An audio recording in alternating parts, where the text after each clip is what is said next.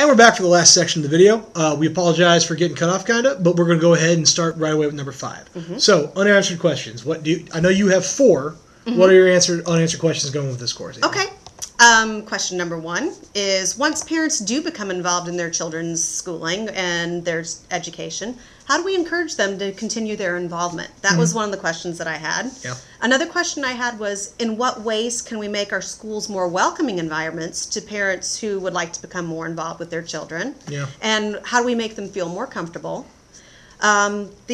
Another unanswered question is, how do we train both new and veteran teachers to become more effective in communicating with families? Because we did touch on that in one of our earlier discussions. Especially with the Indiana's, basically as long as you have a professional degree, you have an ability to just apply for a waiver and become a teacher. That may be extremely difficult. Yeah, I was going to say I have a pulse, but you put it much more eloquently than I did. Yeah. So. I'm kind of worried about it. Even with Glenda Ritz getting elected, it's going to be an interesting slippery slope. Oh, yeah. Mm-hmm. And it's like I said in the other video, and I think it got cut off, I'm going to be like, as professional educators, we're not going to say it out loud, but I bet a lot of us are going to be thinking, told ya. Yeah. When we do that. And your last one?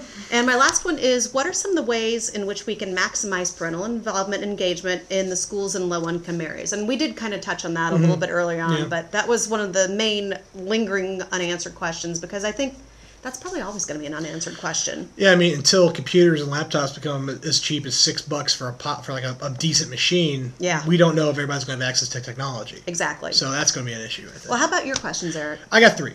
And they all have to do with just the different types of families. My first one is, I have a gay godfather, so this kind of interested me, is gay and lesbian families. Mm-hmm.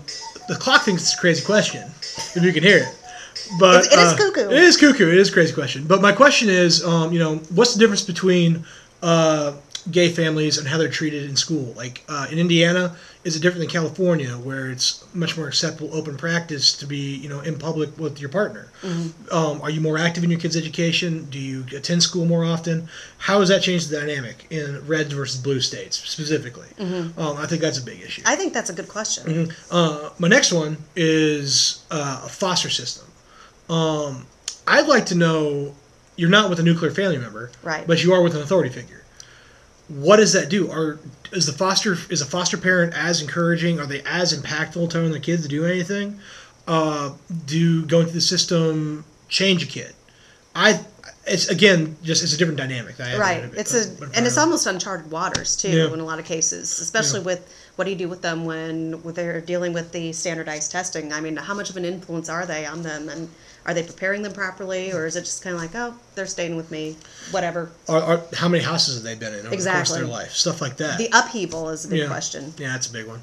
And then my last one is just grandparents. Again, if you just have grandparents raising you, how does that change the dynamic? Are your grandparents going to be more strict with you? Are they going to be less strict with you? Are they going to get more individual freedom? Are you going to get as much attention, less attention? What are the rules like? Are you getting tutoring? How does that differ from just a traditional family setting? Because, again, it's extended family. It's not nuclear. That's a good question, because I do have a lot of students who live with their grandparents, and I've actually not thought of that before. Mm-hmm. So those are really good questions. They're unanswered because I've not thought of them. So maybe we'll get them in the next section, Dr. B. I hope so. Again, this is Eric Shaver. Amy Scammerhorn. Thanks for watching. We apologize for the choppy vid at times, but again, it was a really awesome conversation. We enjoyed it. Yes, thank you. Have a good evening, afternoon, day, whatever. So enjoy. Bye.